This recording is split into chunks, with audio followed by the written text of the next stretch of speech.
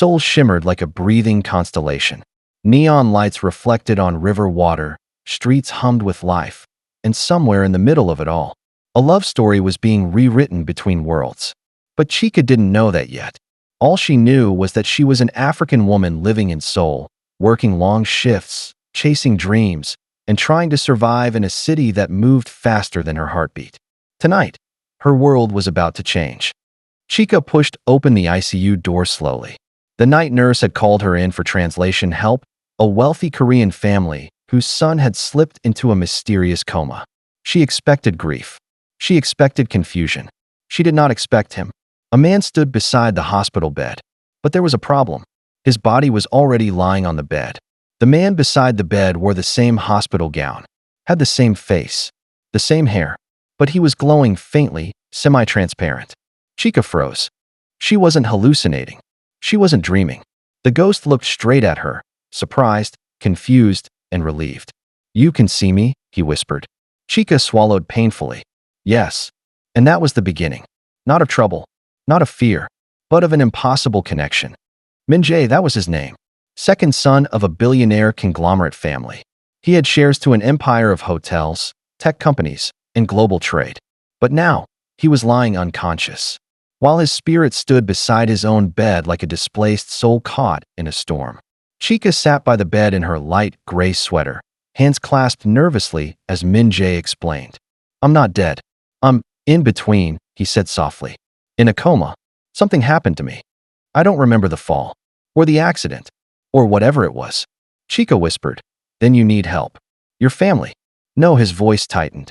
"My family can't help me, because someone in that family wanted me gone." Chika felt a cold shiver. A family secret. A hidden betrayal. A man caught between life and death. And only she could hear the truth. When Min-Jae's family invited Chika to the mansion for translation assistance, she went reluctantly. The place was enormous, marble floors, glass walls, cold elegance. But underneath, there was tension. Thick, heavy, unspoken. Min-Jae walked beside her as a ghost, unseen by everyone else. That was when they met him, the older brother, Min-Ho. Tall, intense, always glaring in Chika's direction as if she was hiding something. Min-Jae whispered, "He always hated me. Maybe he wanted me gone." Chika wasn't convinced. His anger felt like frustration, not malice. But then, the sister-in-law arrived. Elegant, sophisticated. A Korean woman in her late 20s with cold eyes and a calculating smile. Chika felt Min-Jae's ghost tense beside her. "That woman," he murmured, "is hiding something." Rain fell softly that night. Chika stood on the mansion's balcony, watching Seoul glow beneath her. The world felt heavy, confusing, too big for one heart to hold. Min-Jae appeared beside her, ghostly but more human than ever. "You're cold," he murmured. She smiled sadly. "And you're not even fully alive to feel it."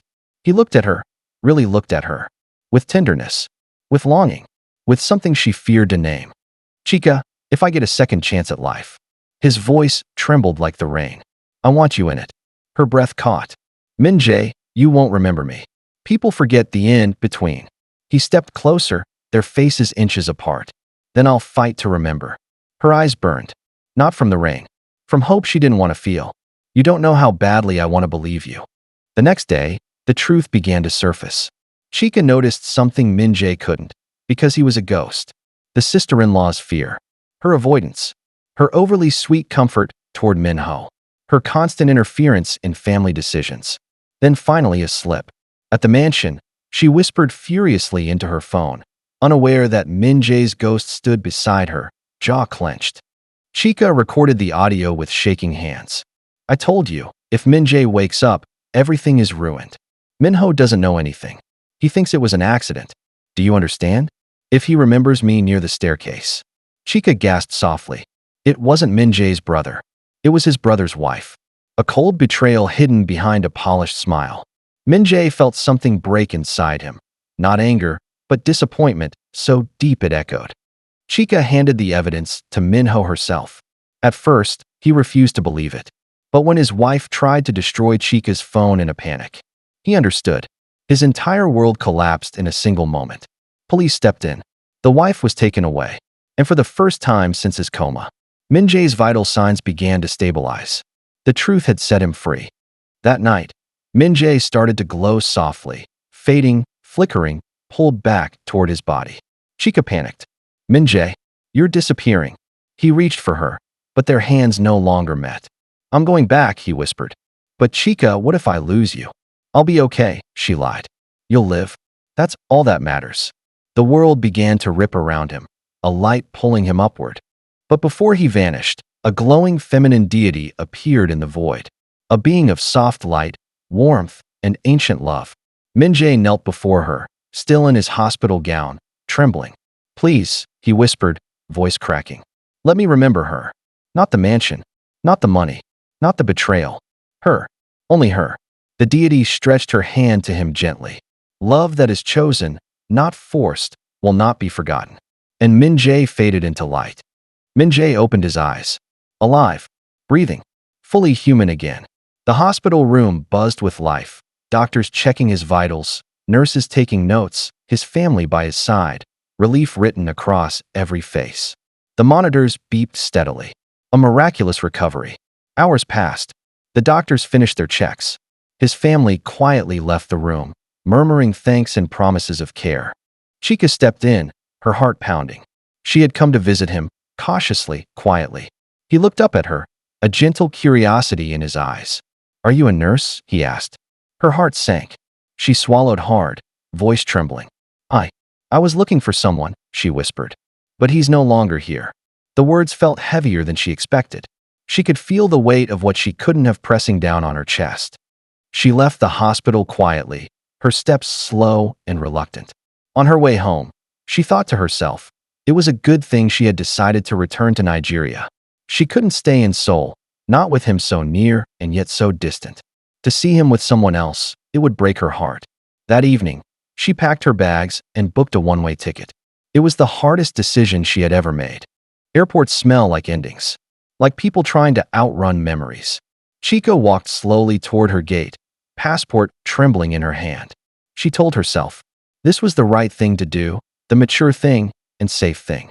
But her heart was saying something else. Then she heard it. Chika.